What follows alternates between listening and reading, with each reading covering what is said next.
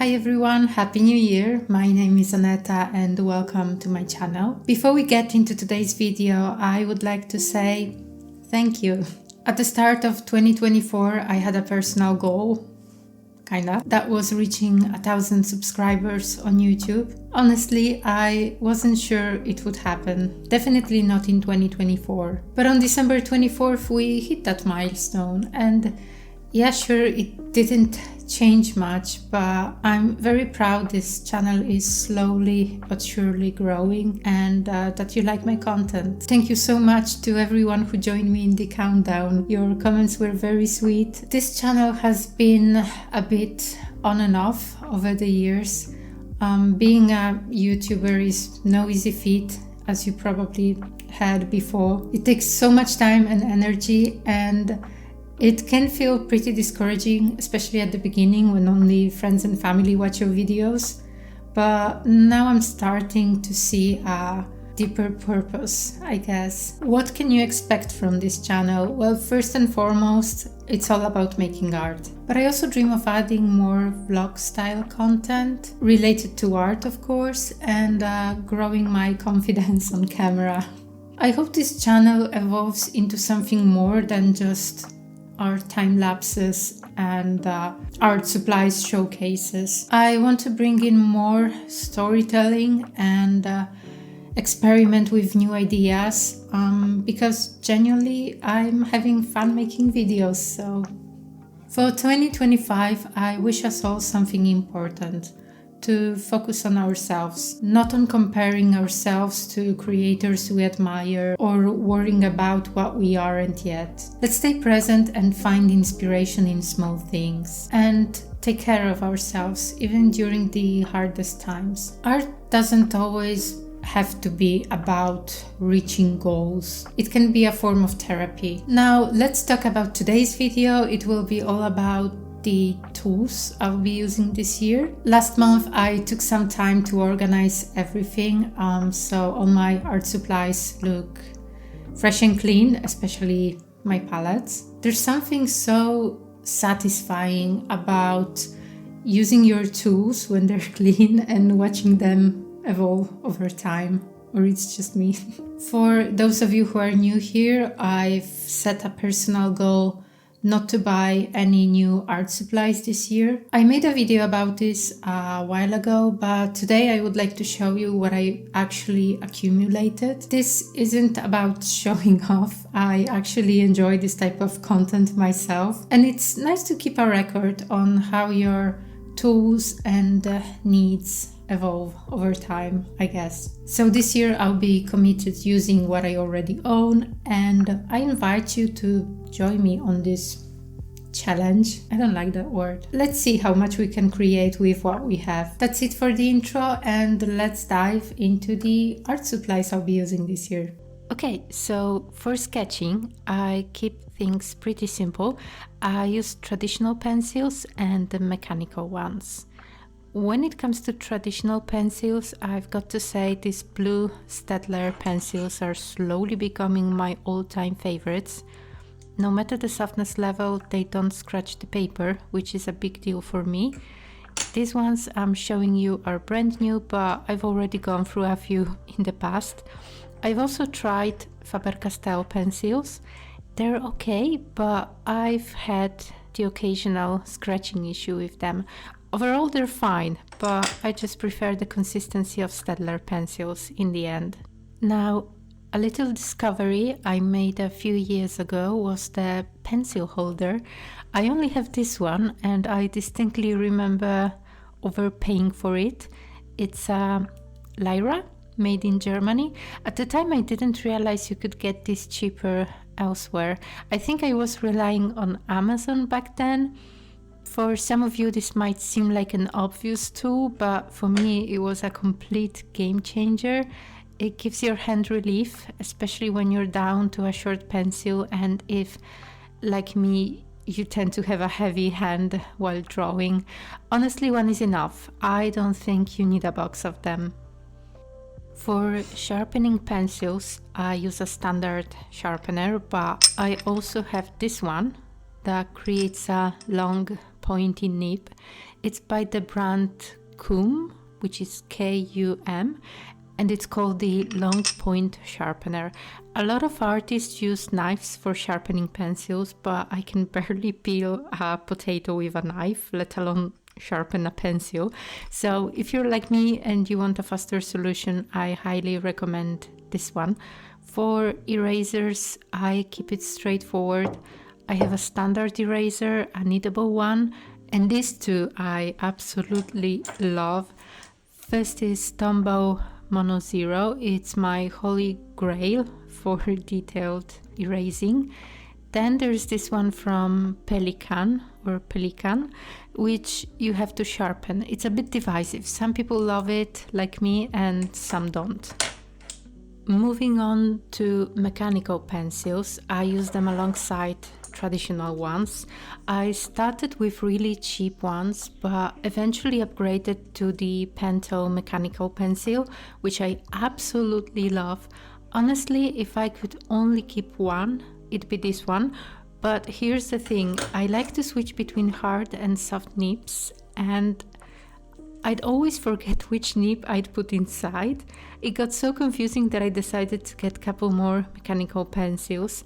That's when I discovered these zebra ones.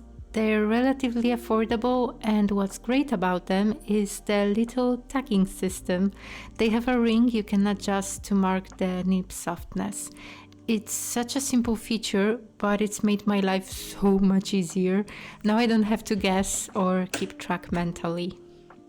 I've also got a small box of Prismacolor Kohl Erase pencils in Carmine Red. This had a huge moment on YouTube a while back, and of course I got caught up in the hype. Prismacolor isn't easy to find in Europe, and they can be pricey, so I remember obsessing over getting the perfect red shade. I ended up buying a whole box, used one pencil, and realized they weren't quite what I expected. That said, I do love the look of red pencil lines showing through watercolor. It gives a piece a more organic and polished feel. So I think I'll give them another shot this year and finally put them to use. Also, for sketching, I plan to use some simple colored pencils. They're not necessarily light fast, but they're great for isolating specific areas with different colors, which helps avoid confusion when working on detailed pieces. For line art, I stick to the usual suspects. No introduction needed here. I have microns and some Faber-Castell pens. When I work on a piece that involves line art, I typically use colors like gray, light gray, sepia, and black.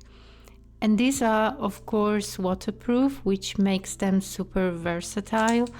A few years ago, I used this obsessively in almost every piece, but nowadays I reserve them mostly for smaller projects. I have a few sets of non-light fast pencils I use for casual sketching, but my real treasures are in these two boxes, the Derwent Inktense pencils and the Caran Luminance. The Derwent Inktense pencils and I go way back. I mainly use them for adding details, and their pigments are so beautifully intense. If you're after that bold ink-like effect, these are fantastic. My advice would be to download their color chart and double check the light fast ratings. Most of them are great, but a few colors might fade over time.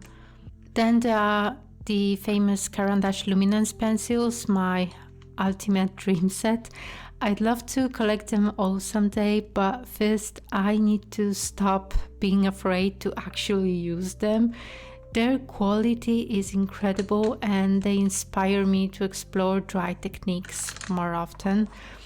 There's this Italian artist, Andrea Serio, who creates stunning illustrations using only pencils, and his work motivates me to step away from wet mediums every now and then. Of course, over the years, I've accumulated quite a collection of brushes. Today, I'm sharing a small selection of my go-to tools for this year. I still use a set of brushes I bought many years ago while living in the UK. The brand name has long faded, but these are your standard reliable brushes. They've served me well. And also a couple of years ago, I was influenced to purchase a set of Betty Hayway's brushes. I use them quite often, but to be honest, apart from their interesting color, there's nothing particularly special about them. They work well, but I could have easily found similar quality brushes locally.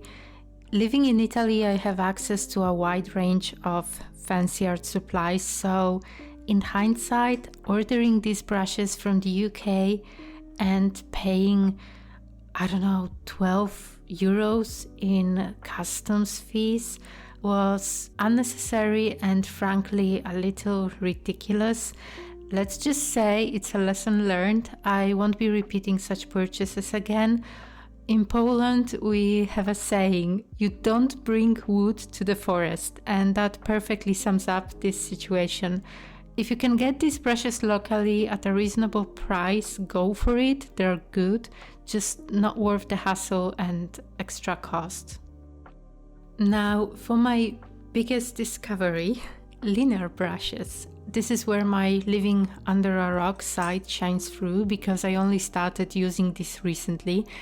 I have a Tintoretto Lineart brush that was quite expensive, as well as some more affordable Chinese alternatives, and they're incredible for line art. If you enjoy painting intricate details, I can't recommend this enough. In the past, I used to struggle with reloading my brush constantly to get fine, consistent lines. It was so frustrating.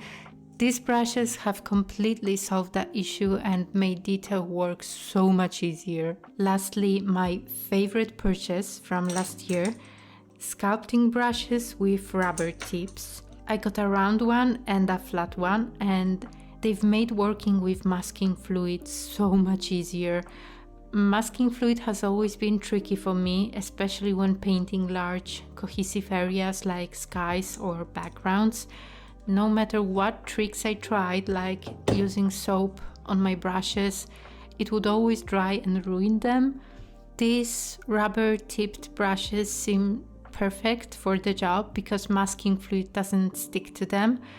I've only tested them briefly, so I haven't used them much yet, but I'm really looking forward to seeing how they work on bigger projects. And now we move on to painting, and honestly, I'm not sure where to start. My medium of choice really depends on my mood, and I've never been able to confine myself to just one category. When I was starting out, I was obsessed with dye-based inks. I used them extensively during Inktober's years ago and built a collection of Ecoline inks. Some are quite old, as you can tell from the packaging, while others are newer additions. I have planned to use them in my Hahnemühle sketchbook, which I'll talk about later, but unfortunately, they bleed terribly on that paper and create a mess I just can't tolerate. That's not their fault, it's just a compatibility issue with the paper.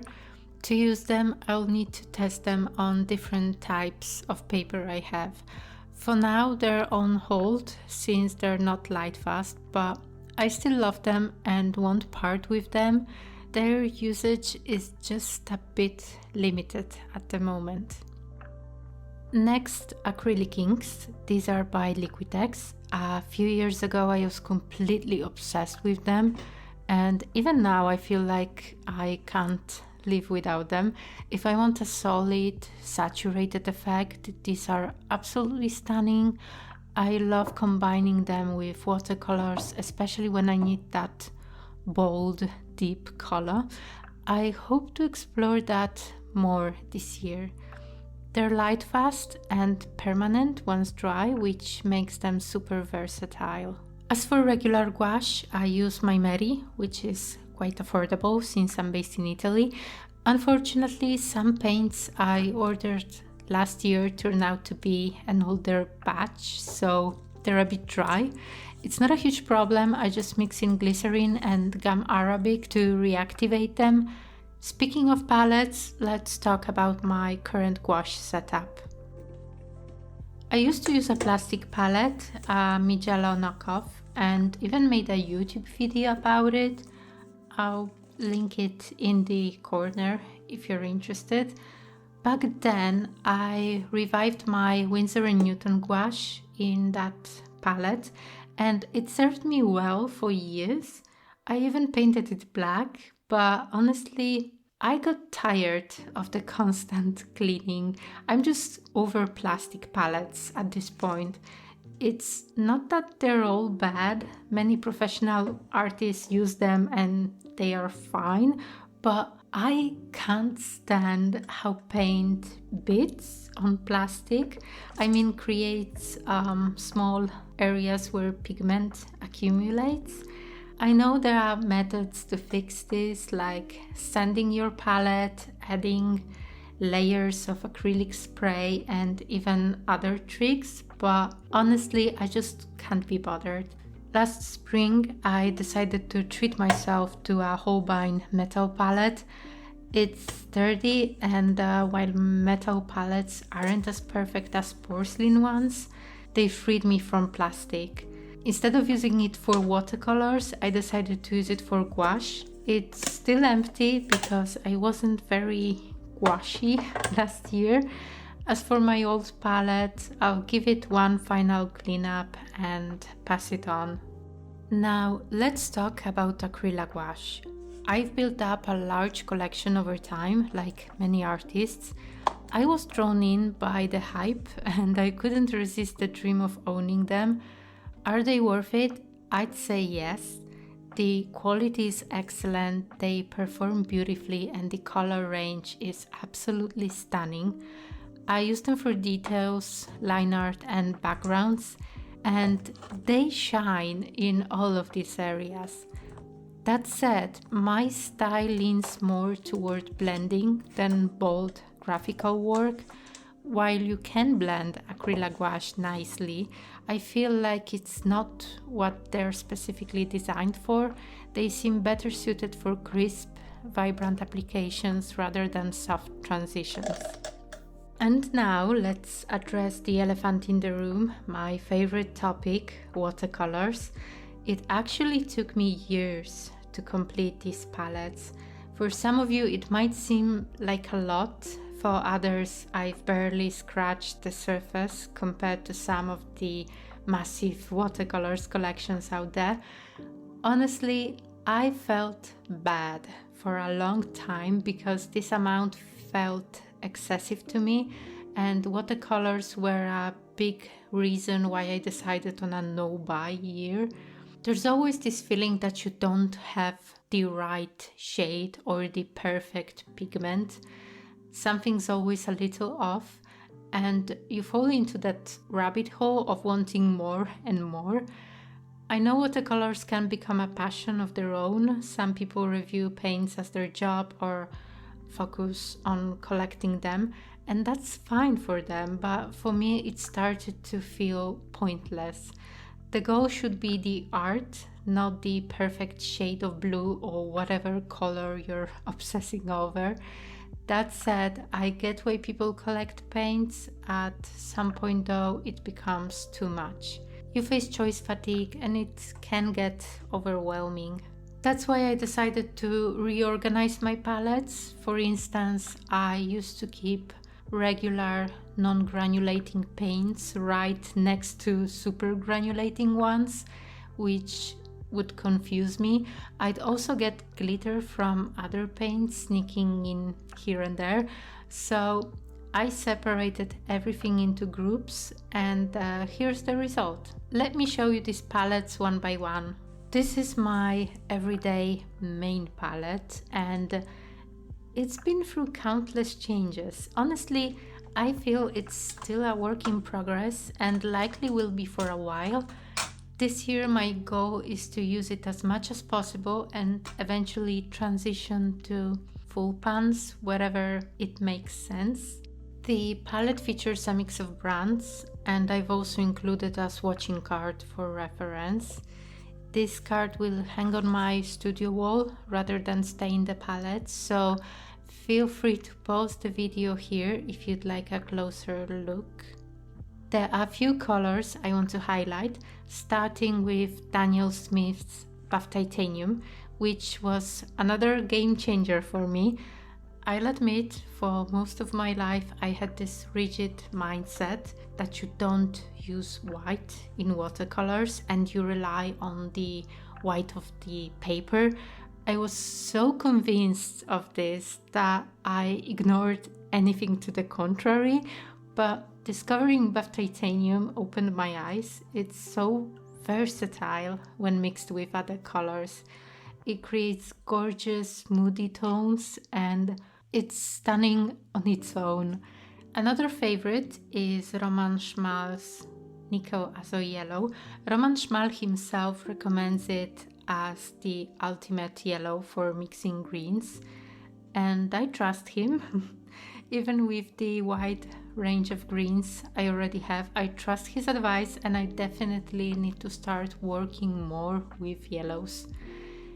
This year I also want to give more attention to Sepia, a classic that I overlooked for too long. I have some Schmincke Academia paints in this palette as well, a gift from my husband back when I first started exploring more advanced watercolors. Although it's their student line, I've noticed that some Academia colors are surprisingly close to their professional Horadam line. They may be slightly less pigmented, but the light fastness is on point. Another recent addition is Lavender by Roman Szmal.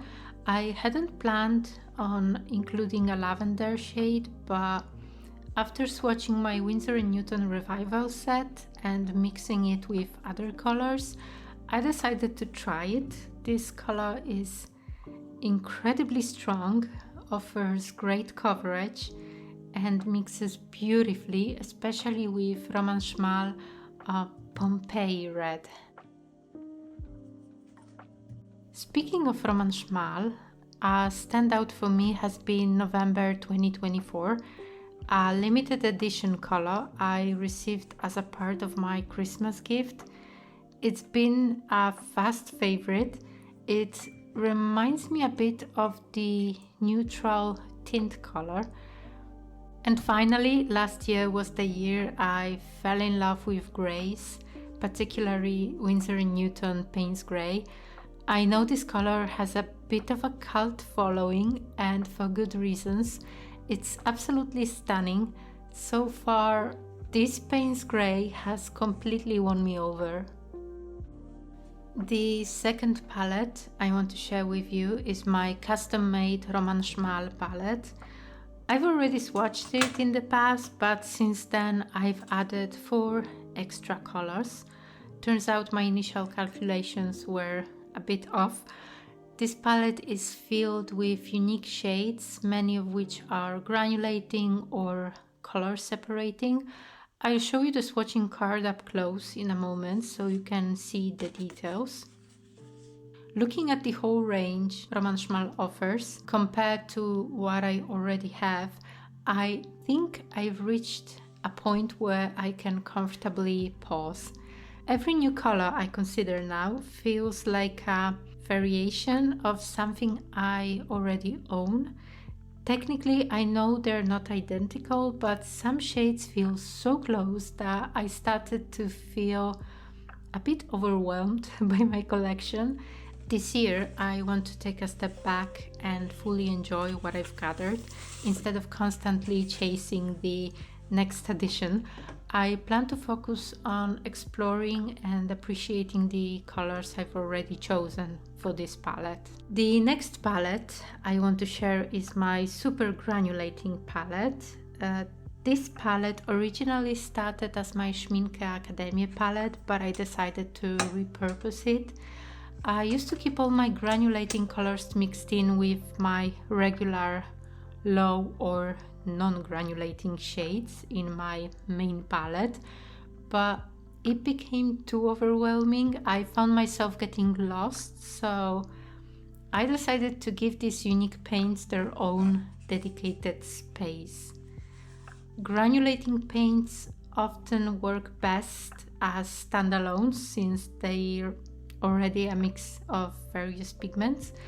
Most of the colors here are from the Schmincke Super Granulating line, but I've also included a couple of my favorites from Daniel Smith, which are Lunar Blue and Moonglow. Honestly, anything with moon in the name tends to grab my attention. One combination I absolutely adore is Schmincke's Haze Blue paired with Blue Tundra. The way these two colors play off each other is simply stunning. As you can see, I still have room for 4 additional colors in this palette. However, I'm done for now. I feel like this palette is complete as it is and doesn't need anything more at the moment. Next up is this palette filled with some shimmery colors that I absolutely adore. Most of these are from an Etsy seller based in Norway, with the exception of one Rembrandt shade, and they've definitely been worth it. I'll show you the swatches so you can see how beautiful they are.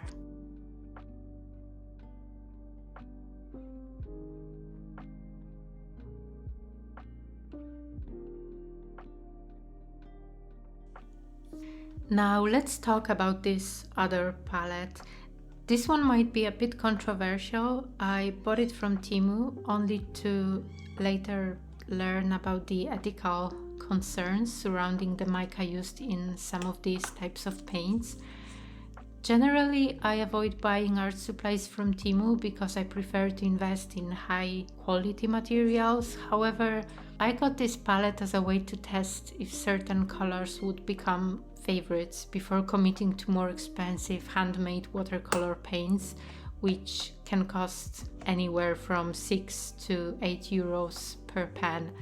Testing them first helps me decide if expanding my selection is worth it. And finally, an honorable mention, my very first watercolor palette.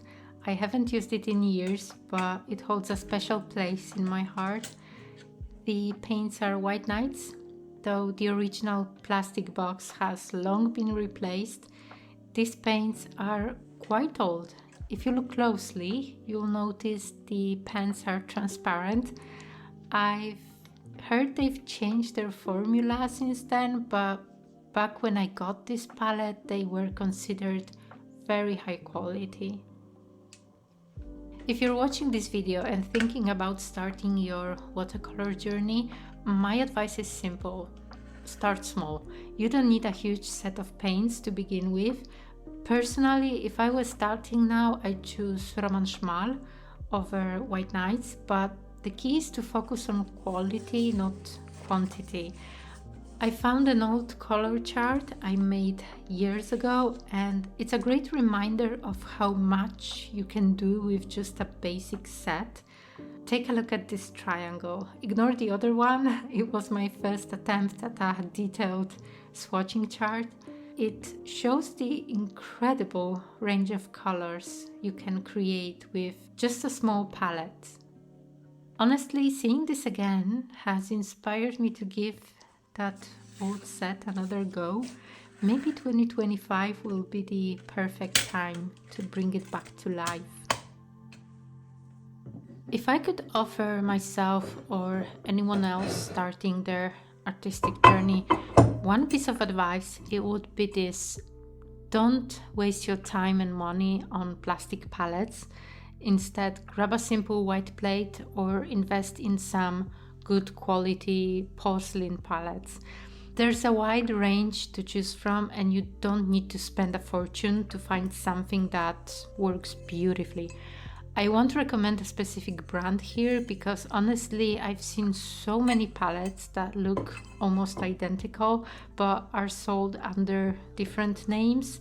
It's hard to tell if the brands are copying designs from each other or if they're all sourcing from the same place. I highly recommend having at least one palette with plenty of mixing space. Flower-shaped palettes are great if you're just starting out or if you like dividing your color mixes into sections. They're also handy for small-scale projects or experimenting with different mediums. When you need to mix bigger batches of color, larger palettes with plenty of open space are a must-have. If you're short on space, stackable palettes are a fantastic option. They give you lots of mixing room without taking much surface area, and they often look quite stylish. Personally, I've been gravitating towards large square porcelain palettes or simple trays lately. However, as I said, you don't necessarily need a designated palette. A regular white plate works just as well, especially if you're on a budget. Since I work from my studio 99% of time, all my palettes are porcelain. I rarely paint outdoors, so I don't have much experience with portable palettes, but if you're a studio-based artist like me, I encourage you to invest in something durable and functional that suits your style. That said, if you're happy with your plastic palette, don't feel pressured to change. The most important thing is to create, not to spend money on gear you might not need. However, if you do decide to switch to porcelain, I believe you'll notice a big difference. They're easier to clean, more durable, and provide a smoother surface for mixing colors. In the end, it's all about finding tools that enhance your process and inspire you to keep creating. And last but not least, papers and sketchbooks. There are no major surprises in my selection. I mostly use Fabriano and Arches, both cold pressed and hot pressed. However, there's one paper that might pique your interest. A Matruda paper from Amalfi. It's absolutely gorgeous and I'm definitely planning to use it this year, but it's very delicate. Because of that, I'll reserve it exclusively for watercolors and gouache. It doesn't handle pencil work well, as rubbing with pencil nibs can damage its surface. As for sketchbooks, I've got a bit of a love-hate situation. I have this Hahnemühle sketchbook that I'm not a fan because it's incompatible with some of my favorite mediums like Ecoline, but since I already own it, I'll do my best to put it to good use. For more casual sketching, thumbnails, and art journaling, I'll stick to the most accessible option, Canson sketchbook. They're straightforward and practical, making them perfect for working on ideas. I also have a square sketchbook I picked up from Temu, and surprisingly, I like the paper quality more than the Hahnemühle. This discovery has made me rethink my approach to sketchbooks. Perhaps next year I'll take on the challenge of making my own sketchbook. It seems like a creative and practical direction for the future. That wraps up today's video. I hope you found it interesting. In my next video, I'm planning to review some art books, just a little warm-up to kick off the year, and then we'll dive into being as creative as possible in 2025. Don't forget to like, subscribe, and share your thoughts in the comments. See you soon and take care.